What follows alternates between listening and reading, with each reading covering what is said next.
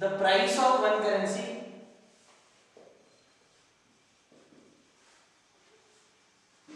in terms of another currency.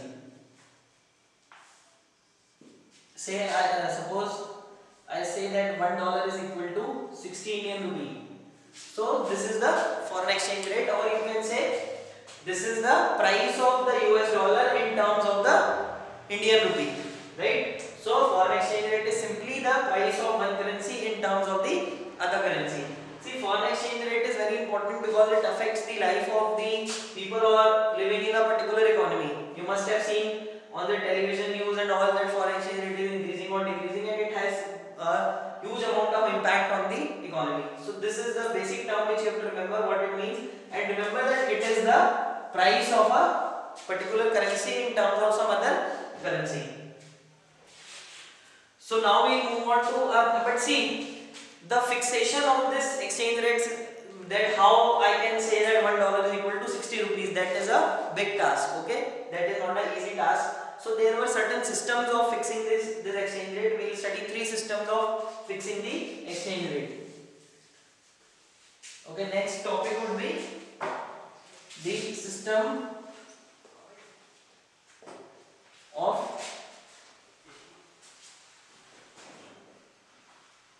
fixing the exchange rate. अबे कहाँ आ रहे तुम? There are 3 systems of fixing the exchange rate. The first system is the fixed exchange rate system.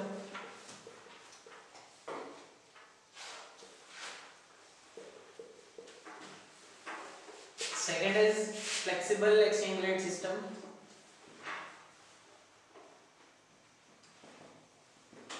Or it is also known as floating exchange rate. And third is managed floating.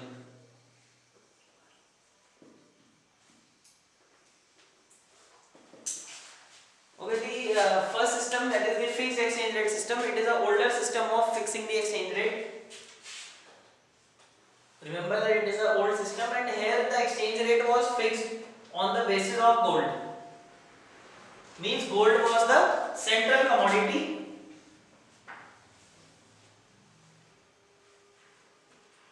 and on the basis of the value of gold the exchange rate were fixed. You can simply understand, suppose say 1 ounce of gold, in the fixed exchange rate system gold was the central commodity. 1 ounce of gold, ounce is simply a unit, you can just say like somewhere near to grams. The like weight of the cricket ball is measured in ounce, it is equal to 180 ounce. So 1 ounce of gold, suppose it cost say 200 Indian rupee, and it cost say 30 US dollar, and it cost say 50 pounds or say 50 euros. So in this case, how the exchange rate will be determined is that 200 rupee is equal to $30 is equal to 50 euros. Okay, so from here you can determine the exchange rates of one currency in terms of the other currency. Like you can simply say that $30 is equal to 200 Indian rupee, or $1 is equal to 200 upon 30 Indian rupee, right? Or it would come as 6.6, right? Similarly, the value of euro can be determined. Say 50 euros will be equal to 200 Indian rupee, or you can say 1 euro will be equal to 4 rupee. Just remember here, the central commodity remains the gold, and how many units of a currency are required to buy 1 ounce of gold. On the basis of that, we will determine the exchange rate. So it means here the exchange rate was determined on the basis of the gold, and it was decided by the central bank of that country or the government of that country. That's why it is termed as the fixed exchange rate, and under this system the exchange rate used to remain constant. But later on this particular system was collapsed due to various reasons, due to the shortage of gold in the various countries, and also due to the problem of converting the currencies into other currencies. So next came up the flexible exchange rate system or the floating exchange rate system, that we have to do in a detailed manner.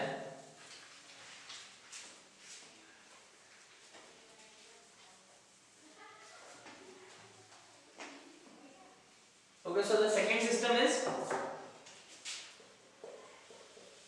the flexible exchange rate system.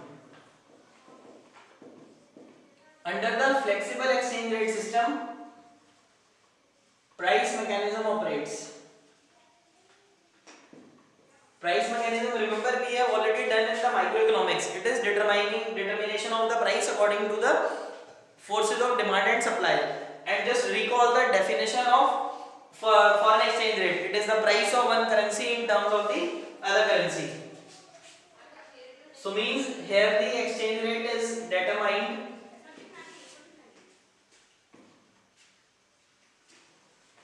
on the basis of demand and supply of the foreign currencies in an economy. Suppose we have to represent it diagrammatically. This will be the demand of the foreign currency, this is the supply of the foreign currency, and where they are equal, it is the exchange rate. In this case, OR is the exchange rate and the quantity, equilibrium quantity is OQ. Okay, this is a better system, and and you can say it is the most prominent system in the economies. Now all the economies are following the flexible exchange rate system. All the economies have stopped following the fixed exchange rate system.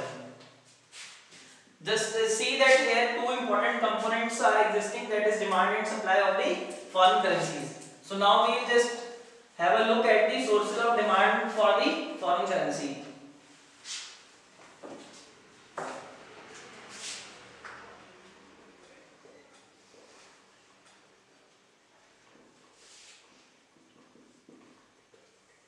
Means why the foreign currency is needed, or when a foreign currency is needed.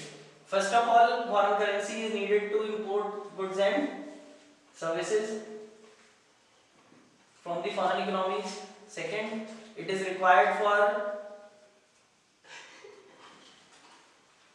investment in the foreign countries. अबे भाई मजाक चल रहा क्या यार, ये है मजाक. Repayment of foreign loans, or you can say repayment of international loans.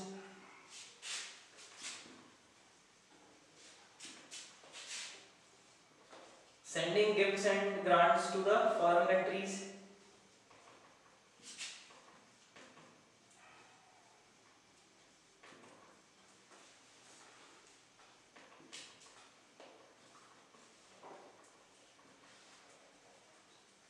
Foreign travel. Okay, these are the basic sources of demand, or these are the basic transactions where you will require the foreign currency, and they will create the demand for the foreign currency in a particular economy. Say you are talking from point of view of India. So if you want to import something from a foreign country, you will require the foreign currency. If you want to invest in a foreign country, again you require foreign currency. If you have to pay back your international loans, again you will need foreign currency, and for all these things you will require the foreign currency, or you can say these are the sources of demand for foreign currency. Similarly, we also have the sources of supply for the foreign currency. Means these are the transactions from where the foreign currency would come into the economy. First is export of goods and services. Second is foreign investment, means some other country investing in our country. Third is loans taken from foreign countries or international loans. Then gifts and grants received from foreign countries, and foreign tourists visiting your economy. Okay, so these are important sources of demand and supply of the foreign currency, and just remember that all these transactions will affect the foreign exchange rate. Like sometimes you might be thinking that why the US dollar is expensive and why the Indian currency is cheaper. So it is because most of the countries they demand for the US dollar, but because they need to import from the US economy or maybe any other thing they have to do in the US economy, but they do not demand for the Indian currency. So simply if we want to improve our exchange rate, what we have to do is we have to increase the demand of our goods and services in the international market. And these are the sources of supply of the foreign currency. Remember, the supply of the foreign currency is not in the hands of the domestic country. You cannot print the foreign currency. It will come only through the efforts to increase these transactions. Okay, now just again we'll have a look at the diagram which is operating for price mechanism.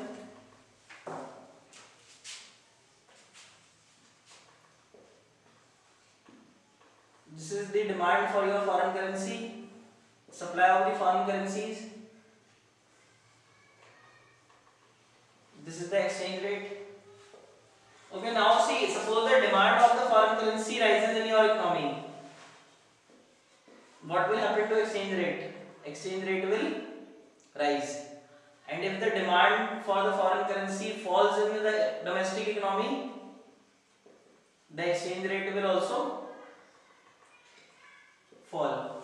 It is just similar, or you can say identical to the price mechanism which we have done in the market equilibrium. Remember, in microeconomics we have already done this type of diagram. Okay, so if the demand increases, the exchange rate also increases. Means if people from my economy are wanting to import more from a foreign country, then foreign exchange rate will increase. And if we are not importing from the foreign countries, we are reducing our import, then exchange rate will decrease. Okay, next thing that we have to study is the changes in the foreign exchange rate.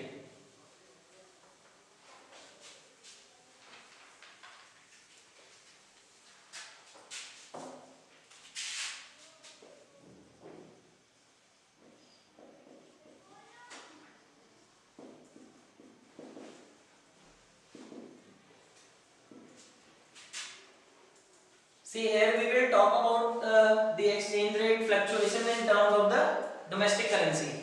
First is appreciation of domestic currency. Second is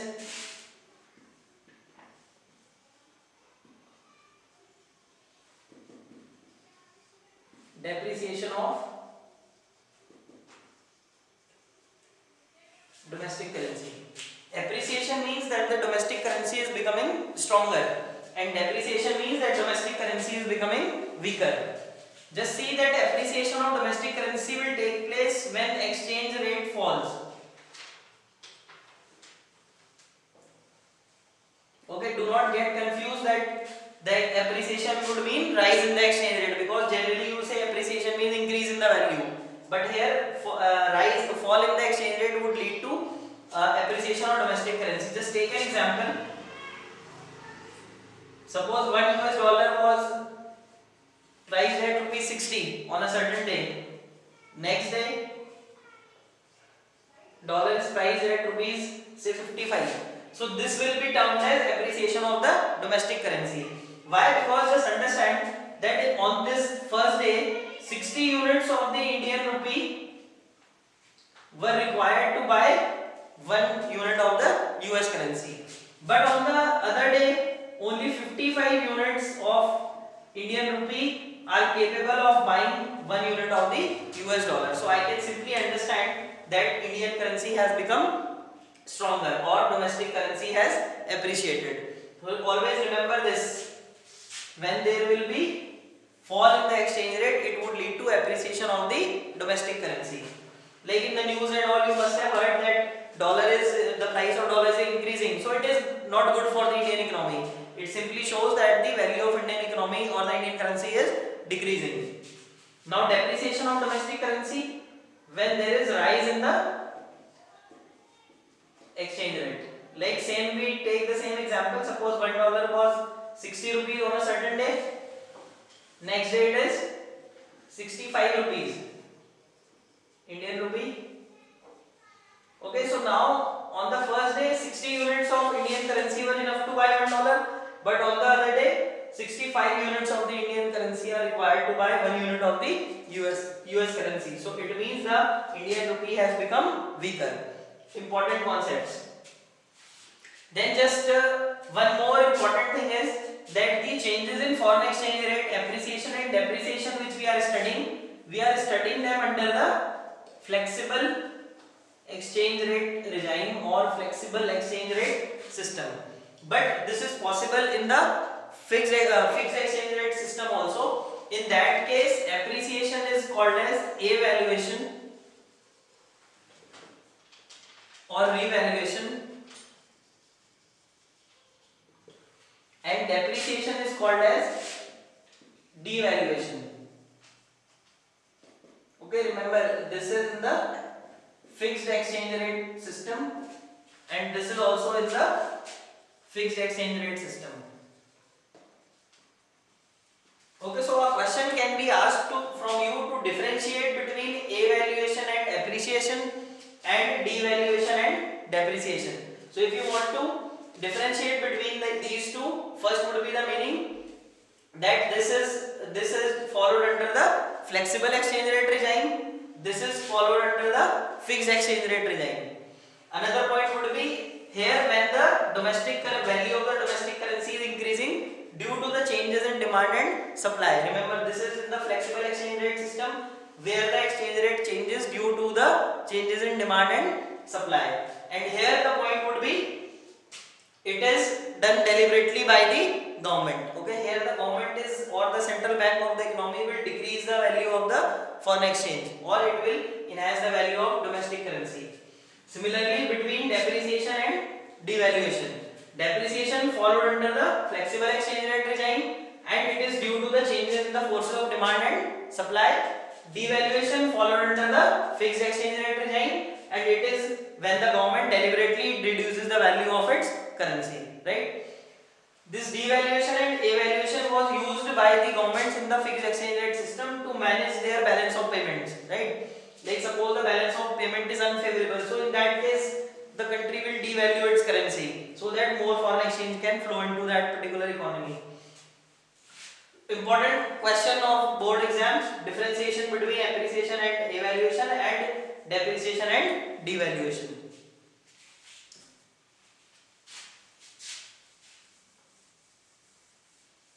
Okay, next is we have to study that how these changes in the exchange rate affect the foreign trade of an economy.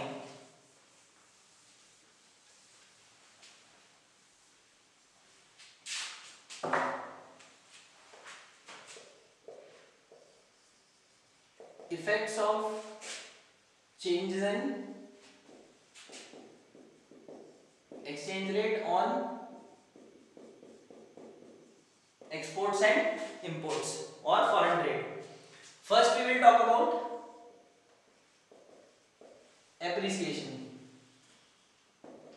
and appreciation of the domestic currency. It means rise in the exchange rate. Just see, $1 equal to 60 rupees and $1 equal to 50 rupees. This is appreciation of the domestic currency. First we will see its effect on imports. How does appreciation of the domestic currency affect the import of an economy? And remember, you have to see it from the point of the domestic economy. Means you have to reside only in one country. You cannot think from the point of view of both the countries. Take an example. Suppose I had to buy a watch which was priced at $10, right?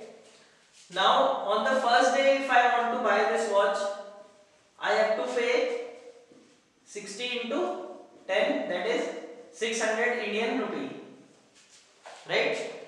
While on the second day, the price of the watch remains the same, that is $10, but I have to pay 50 into 10, that is 500 Indian rupee.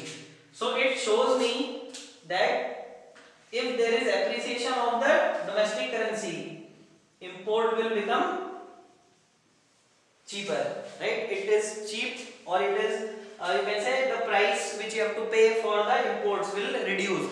Maybe the price of the commodity remains the same. So when imports become cheaper, the imports will rise.